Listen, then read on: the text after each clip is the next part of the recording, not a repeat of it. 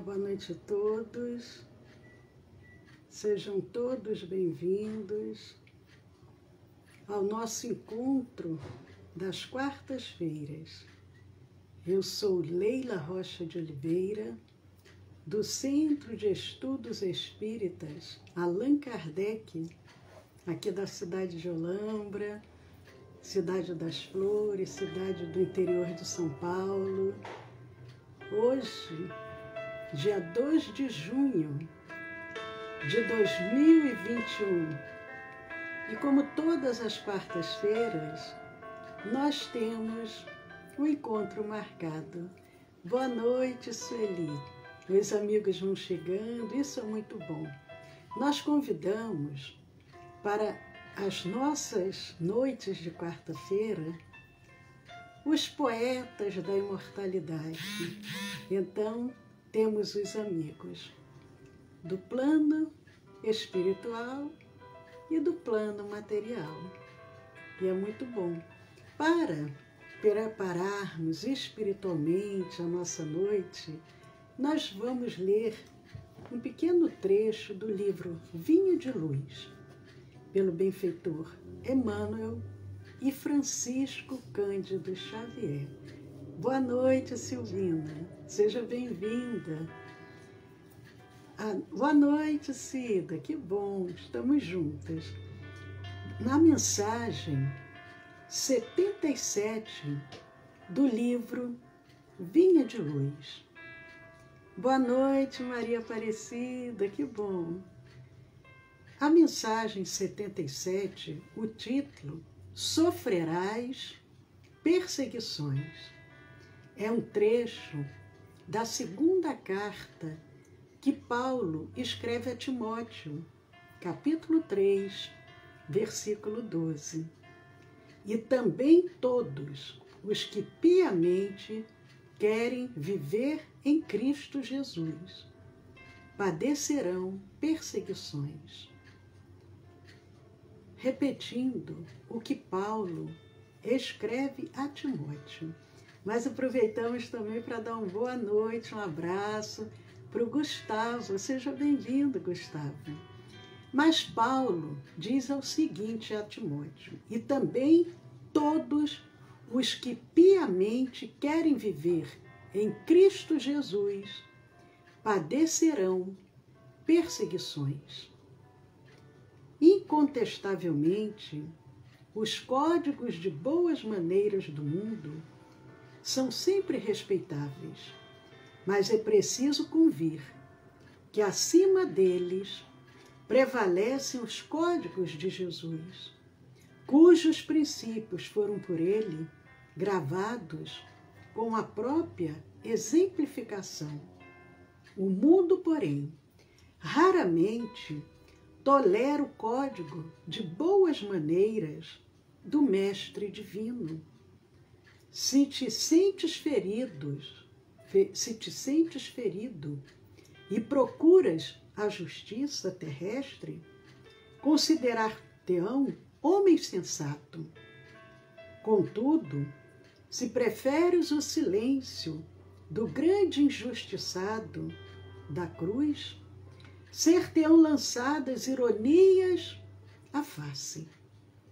Se reclamas a remuneração de teus serviços, há leis humanas que te amparam, considerando-te prudente. Mas se algo de útil produzes, sem exigir recompensa, recordando o divino benfeitor, interpretar-te-ão por louco. E Emmanuel vai discorrendo. E ao final ele diz: enquanto ouvires os ditames das leis sociais, dando para receber, fazendo algo por buscar alheia admiração, louvor das criaturas, mas no momento em que por fidelidade ao Evangelho fores compelido a tomar atitudes com o Mestre, muita vez, com pesados sofrimentos, para o teu coração será classificado à conta de insensato. Amigos, reunidos em nome do Cristo e agradecendo pela oportunidade de estarmos aqui, com alegria em nossos corações, nós só podemos dizer muito obrigado a cada emissário do bem que acorreu ao nosso convite. Agradecer aos poetas da imortalidade por tanto que nos legaram, por mensagens tão profundas e tão belas. E nós só podemos iniciar dizendo: Senhor, esteja conosco, agora e sempre.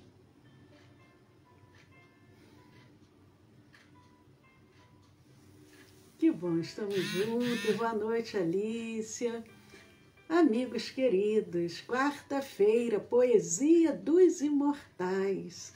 É um encontro de almas, porque nós sabemos que a poesia, ela toca no íntimo dos nossos corações.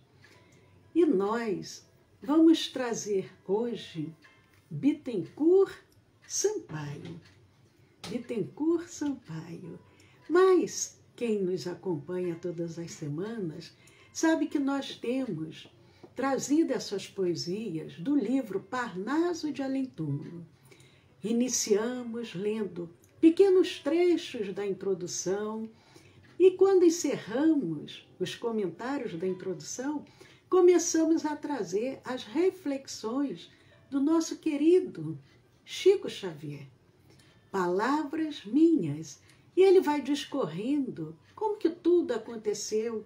Ele é aquele jovem mineiro, sem condições intelectuais, sem possibilidades de frequentar as academias, mas ele tinha algo que pôde ser utilizado pelos espíritos, que era uma mediunidade pujante.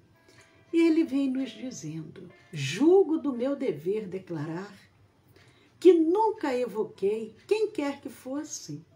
Essas produções chegaram-me sempre, espontaneamente, sem que eu ou meus companheiros de trabalho as provocássemos, e jamais se pronunciou, em particular, o nome de qualquer dos comunicantes em nossas preces. Passavam-se, às vezes, mais de 10 dias sem que se produzisse escrito algum. E dia houve em que se receberam mais de 3 produções literárias de uma só vez. Grande parte delas foram escritas fora das reuniões, e tenho tido ocasião de observar que quanto menor o número de assistentes, melhor o resultado obtido. O Chico vem relatando que ele nunca evocou nenhum espírito, eles é que se manifestavam de forma espontânea e, em geral, não eram nem durante o momento da reunião que acontecia na casa espírita que eles haviam fundado. E outra coisa que ele observa é que quanto menos pessoas estivessem ali presentes, o resultado era melhor. Porque nós sabemos que muitas mentes com pensamentos diferenciados, ao invés de ajudar, dificultam a comunicação. E às vezes passavam-se dias e dias que não viam nenhum tipo de comunicação. Por outro lado, num dia, viu vários. Mais de um espírito se utilizava da mediunidade do jovem Francisco Cândido Xavier. Muitas vezes, ao recebermos uma destas páginas, era necessário recorrermos a dicionários para sabermos os respectivos sinônimos das palavras nela empregadas, porque os espíritos mais evoluídos, eles têm uma linguagem mais apurada, um português mais escorreito, porque tanto eu como os meus companheiros as desconhecíamos em nossa ignorância, julgando minha obrigação frisar aqui também que, apesar de todo o meu bom desejo, jamais obtive outra coisa na fenomenologia espírita a não ser esses escritos. Lembrando que Francisco Cândido Xavier está relatando com relação à primeira obra que ele estava recebendo, que foi Parnaso de Além-Túmulo. Então ele diz que fora esses escritos, nenhum outro tipo de fenômeno espírita havia acontecido com ele. Mas a editora, a Federação Espírita Brasileira, que publica o livro Parnaso de Além-Túmulo, eles colocam uma nota da editora, um alerta, dizendo o seguinte, quando Chico diz que ele não teve nenhum outro tipo de fenômeno espírita, o editor esclarece dizendo, ao escrever estas palavras, o autor, que era o Chico, não se lembrou de que as suas relações constantes com espíritos desencarnados, mantidas desde os 5 anos de idade, pertencem igualmente à fenomenologia espírita, porque o Chico, dentro daquela simplicidade, não pensou. Ele, desde os 5 anos, ele via os espíritos, conversava com a própria mãe, mas ele não tinha essa noção. E o editor continua dizendo, pensou em fenomenologia somente como prática consciente da mediunidade nas sessões espíritas. Mas todas as pessoas de sua intimidade sabem que ele, desde a infância, confunde os habitantes dos 2 mundos e muitas vezes pergunta ao amigo que esteja passeando com ele. Olha o que o Chico costumava perguntar aos amigos. Estás vendo ali um homem de barbas brancas? Etc. Porque ele ficava na dúvida. Será que o que eu estou vendo é um espírito desencarnado ou é alguém encarnado? E ele, muitas das vezes, ele perguntava. Porque se o outro dissesse, não, eu não estou vendo ninguém, ele tinha certeza que era um espírito. Se o outro dissesse, ó, Chico, lógico que eu estou vendo. Aí ele, então aí ele já sabia que era alguém encarnado. Então, semana que vem, encerrando que a nota da editora, a editora vem explicando. Pela resposta do companheiro, é que ele fica sabendo se está diante de um habitante do nosso mundo ou de habitante do mundo espiritual. Também isso são fenômenos espíritas, esclarece o editor.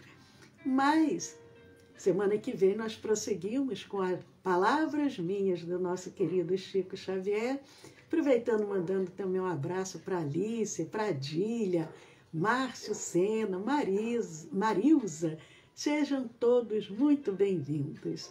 Mas, queridos amigos, hoje nós vamos trazer Bittencourt Sampaio. Bittencourt Sampaio, sergipano, nasceu em Sergipe, nasceu na cidade de Laranjeiras, em 19 de fevereiro de 1834. Ele nasceu quase 30 anos depois que o nosso Hippolyte Léon Denisard Rivail, o nosso Allan Kardec, nasceu. Kardec nasce em 1804 outubro de 1804, e ele nasce em fevereiro de 1834 e desencarnou no Rio de Janeiro em 10 de outubro de 1895. Viveu 61 anos. Foi político, um político ativo, deputado por sua província, diretor da Biblioteca Nacional e foi um jornalista de mérito, Bittencourt Sampaio.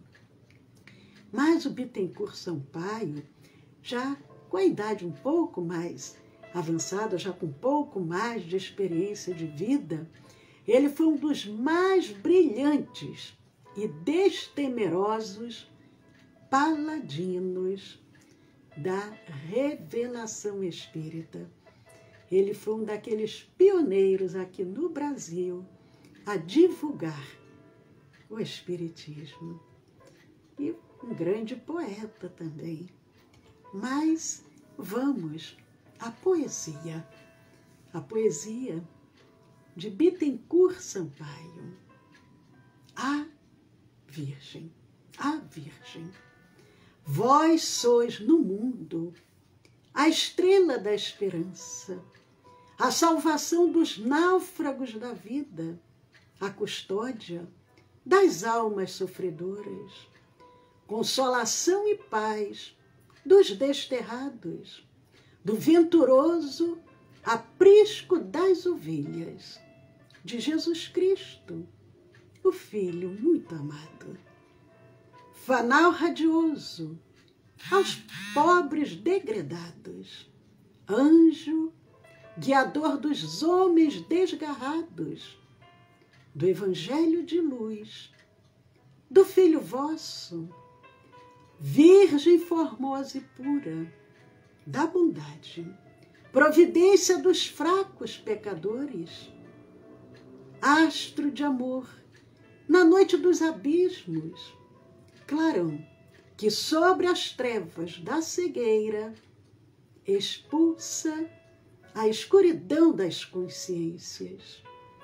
Virgem da piedade e da pureza, estendei vossos braços tutelares à humanidade inteira que padece espíritos na treva das angústias. No tenebroso báratro das dores, mergulhado nas tredas tempestades do mal, que lhes ensombra a mente e a vista, cegos desventurados, caminhando em busca de outras noites mais escuras. Legião de penitentes voluntários, afastados do amor e da verdade, fugitivos da luz que os esclarece, anjo da caridade e da virtude, estendei vossas almas luminosas sobre tanta miséria e tantos prantos. Dai fortaleza àqueles que fraquejam, apiedai-vos dos frágeis caminhantes, iluminai os cérebros descrentes, fortalecei a fé dos vacilantes, clareai as sendas obscurecidas dos que se vão nos pântanos dos vícios.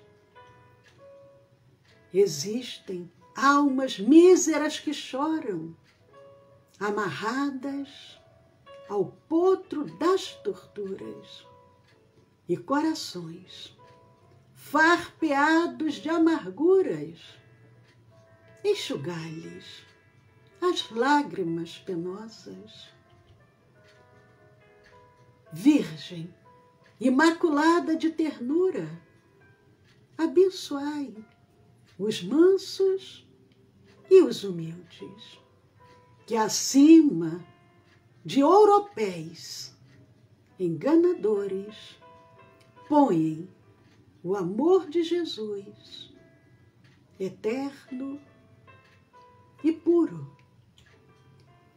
Dulcificai as mágoas que laceram, pobres almas aflitas na voragem das provações, mas rudes e amargosas.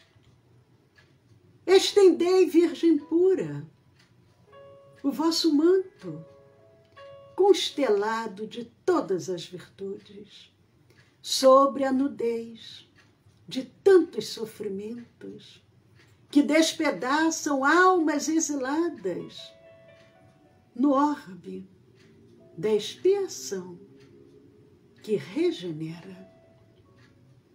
Ele será a luz resplandecente sobre a miséria dos padecimentos, afastando amarguras, concedendo claridades a estradas pedregosas, conforto às almas tristes deste mundo, porto de segurança aos viajantes, clarão de sol nas trevas mais espessas, farol brilhante iluminando os trilhos de todos os viajores que caminham pela mão de Jesus, doce e bondosa.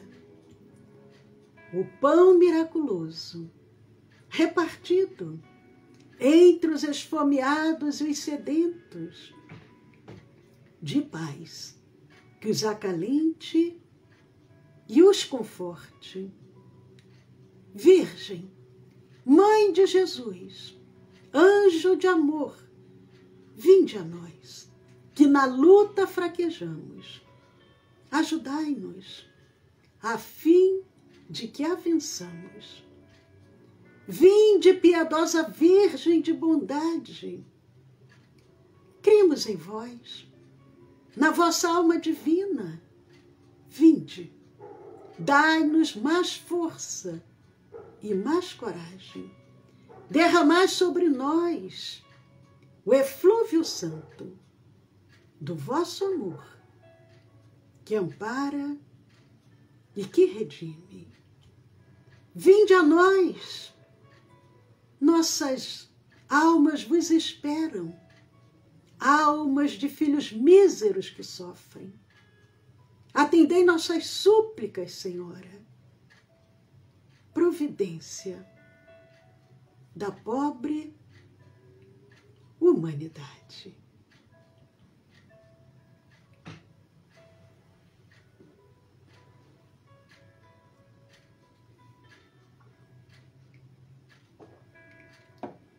Queridos amigos, vamos compreender melhor algumas palavras que o nosso poeta Bittencourt Sampaio nos traz nessa belíssima poesia, nessa belíssima oração. A Virgem, o título da poesia, A Virgem, direcionada à Virgem. A Virgem, para a religião, quando nós falamos Virgem, estamos nos referindo à Mãe de Jesus. Mas a palavra Virgem também significa casta, pura, singela, sincera. A poesia endereçada à Virgem. Vós sois no mundo a salvação, a custódia das almas sofredoras, a custódia, a proteção, a guarda das almas sofredoras, consolação e paz dos desterrados, degredados, deportados, exilados, expatriados. do venturoso aprisco das ovelhas. Aprisco, que era o curral destinado ao abrigo de ovelhas, mas a metáfora significa o seio da igreja, comparando-se os fiéis às ovelhas. Fanal radioso aos pobres degredados. Fanal, sinal luminoso, farol, facho de luz aos pobres degredados. Degradado que saiu da rota, desviado, extraviado, separado do evangelho de luz, do Filho vosso. O que significa o evangelho? A palavra evangelho significa boas novas, boas notícias. A origem da palavra vem do grego evangelion, é o evangelion. E a aplicação mais conhecida é no sentido que possui na literatura cristã, no caso, referente à mensagem essencial da salvação. Astro de amor na noite dos abismos. Astro, para a astronomia, são os corpos celestes, mas por metáfora, é um indivíduo eminente, luminar, astro de amor. Expulsa a escuridão das consciências. Consciência, o sentimento ou conhecimento que permite ao ser humano vivenciar, experimentar, compreender aspectos do seu mundo interior. É um sentido, uma percepção que o ser humano possui do que é moralmente certo ou errado. Virgem da piedade, estendei vossos braços tutelares, tutelares, que protege, que defende, que tutora. No tenebroso báratro das dores, báratro, abismo, no sentido figurado, báratro é o inferno. No tenebroso báratro das dores, mergulhados nas tredas, tempestades. Tredas, falsa, traidora, traiçoeira, que engana. Mergulhados nas tredas, tempestades. Legião de penitentes voluntários, afastados do amor e da verdade, fugitivos da luz, anjo da caridade e da virtude, estendei vossas asas luminosas sobre tanta miséria e tantos prantos. Dai fortaleza àqueles que fraquejam, iluminai os cérebros descrentes, fortalecei a fé dos vacilantes.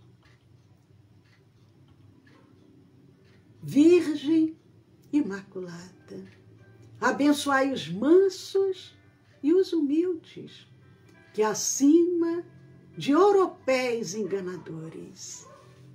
Ouropéis é uma lâmina de latão fina e polida que imita o ouro e de longe tem seu brilho, um falso brilho, mas no sentido figurado é uma aparência enganosa de luxo, é um falso brilho que acima de ouropéis enganadores põem o amor de Jesus, eterno e puro.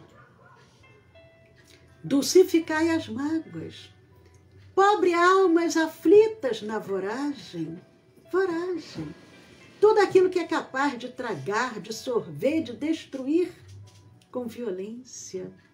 pobres almas aflitas na voragem das provas mais rudes e amargosas.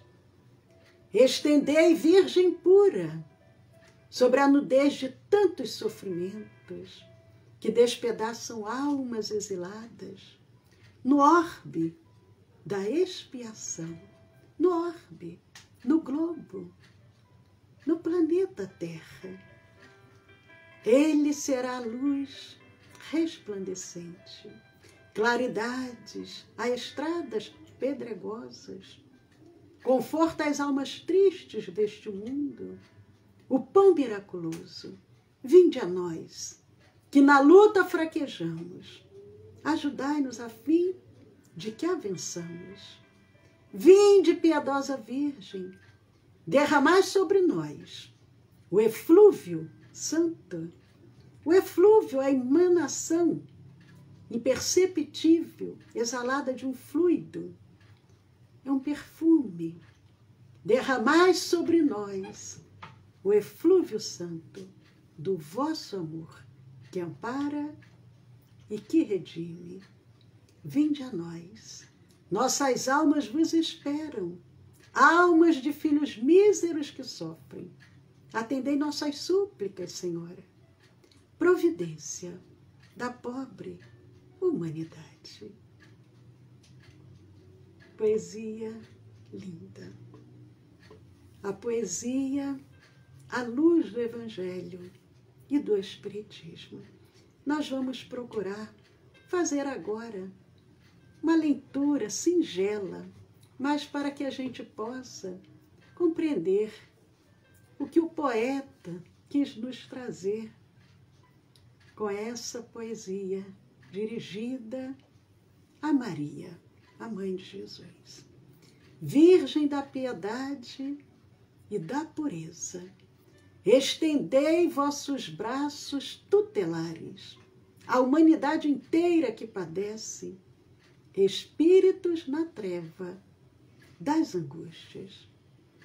O poeta, ele roga à Virgem que estenda seus braços à humanidade inteira que padece, sobre esses espíritos que somos, todos nós. Os mundos, segundo a doutrina espírita, divide-se em 5 categorias. Os mundos primitivos, pelos quais nós, planeta Terra, já passamos, os mundos de expiação e provas, os mundos de regeneração, os mundos felizes ou ditosos e os mundos celestes. Ainda temos um longo caminho a percorrer.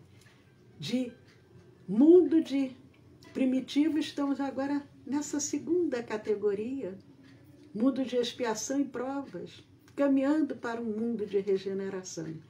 Depois ainda tem os mundos felizes, até chegar aos mundos celestes. Nos chamados mundos de expiação e provas, que é o nosso caso, que é a atual condição da Terra, o mal predomina. E é essa a razão, porque neste planeta, aonde nós estamos encarnados, o homem vive a braços com tantas misérias. Não é porque Deus não nos ame, é porque ainda é o nosso nível evolutivo. À medida que nós formos moralmente, espiritualmente evoluindo, vamos avançando.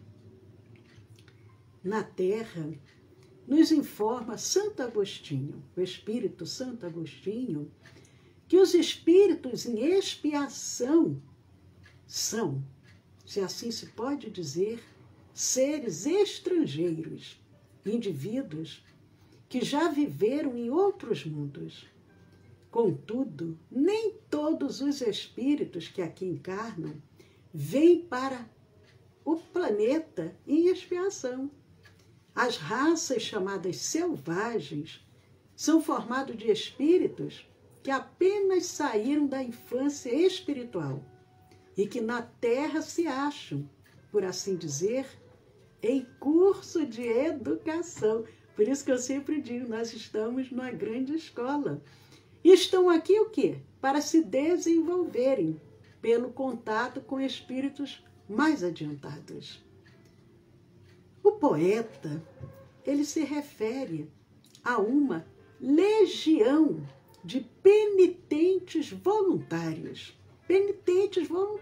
por vontade própria, afastados do amor e da verdade, fugitivos da luz que os esclarece. E nós lembramos quando Paulo, o apóstolo Paulo, escrevendo sua segunda carta aos Coríntios, no capítulo 5, versículo 14, quando ele escreve à igreja dizendo: porque o amor de Cristo nos constrange. O que significa isso? O amor de Cristo nos constrange. O versículo que diz que o amor de Cristo nos constrange significa que Jesus muda como pensamos e nos desafia a agir de maneira diferente. Não podemos ficar indiferentes perante o amor de Jesus. Seu amor muda como vemos as pessoas. Em 2 Coríntios, capítulo 5, versículos 14 e 15.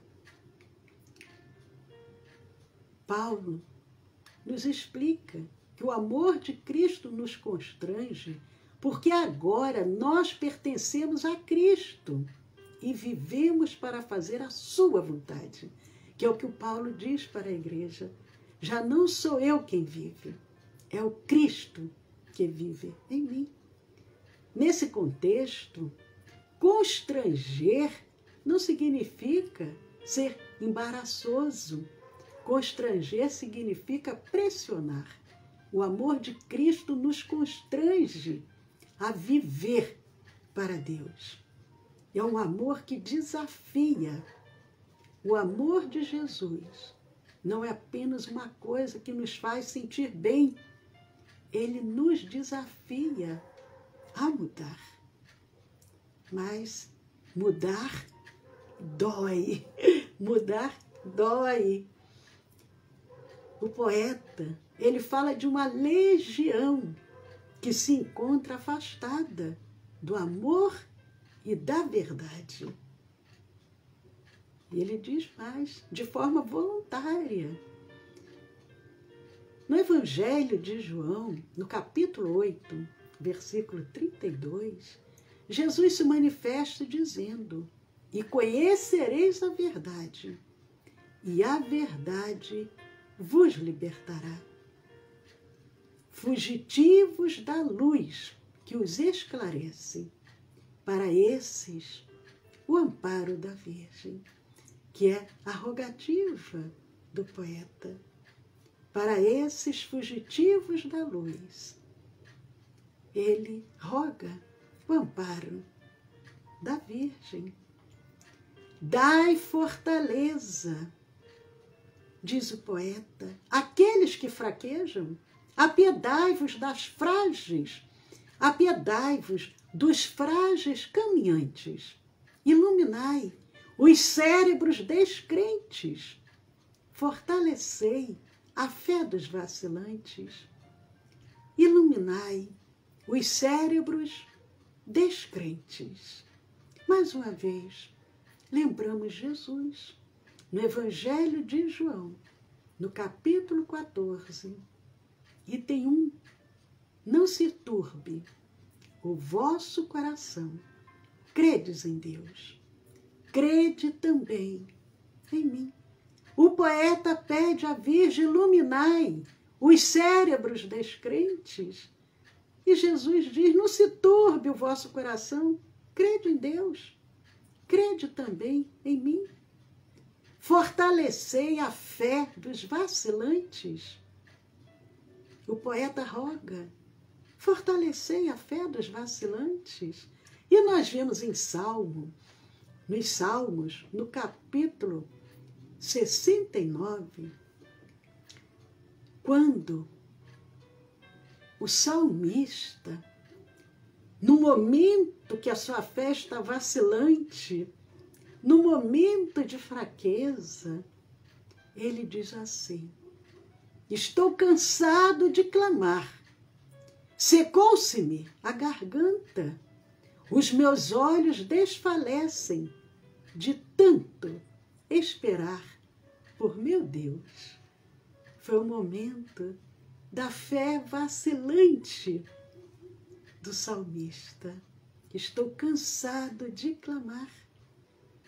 Virgem imaculada de ternura, abençoai os mansos e os humildes. O poeta roga não somente pelos fracos, pelos que estão vacilantes, por aqueles que estão afastados dos caminhos do Evangelho, mas ele roga também à Virgem: abençoai os mansos e os humildes, que se colocam confiantes no amor de Jesus. Fanal radioso aos pobres degredados, anjo guiador dos homens desgarrados, do Evangelho de luz, do Filho vosso, Virgem formosa e pura da bondade, providência dos fracos pecadores. Nós lembramos Emmanuel, o Espírito Emmanuel, no livro A Caminho da Luz. Ele nos traz de maneira muito clara a trajetória dos degredados de Capela, que vêm aportar, vêm encarnar aqui no planeta Terra. Aqueles espíritos que não podiam mais continuar em Capela diante do seu proceder. Fanal radioso aos pobres degredados, anjo guiador dos homens desgarrados, do Evangelho de luz, do Filho vosso. O poeta dirige-se à Virgem, exaltando sua figura diante da humanidade sofredora, seu poder de consolar e pacificar os desterrados, os exilados no planeta. Astro de amor na noite dos abismos, expulsa a escuridão das consciências. Emmanuel nos revela que Jesus se reúne com outros espíritos crísticos em torno do planeta para decidirem sobre a vinda desses espíritos e promete que estaria com eles em pessoa. O poeta nos diz que a Virgem é a luz para esses desgarrados do Evangelho. Apesar da promessa do Cristo, eles não souberam aproveitar a mensagem do Verbo que se fez carne. Mas Maria, na retaguarda, é o clarão sobre as trevas da cegueira, iluminando as consciências. Onde está escrita a lei de Deus? Expulsa a escuridão das consciências. Kardec pergunta: a lei de Deus está escrita na nossa consciência? E o poeta conclui sua poesia como uma verdadeira rogativa: vinde a nós, nossas almas vos esperam, almas de filhos míseros que sofrem. Atendei nossas súplicas, Senhora. Providência da pobre humanidade. Amigos, que possamos confiar que a emissária celeste, juntamente com seu Filho amado, Jesus, cuida com desvelo maternal por todos nós. Gratidão ao poeta Bittencourt Sampaio, gratidão ao nosso venerável Francisco Cândido Xavier. Muito obrigado.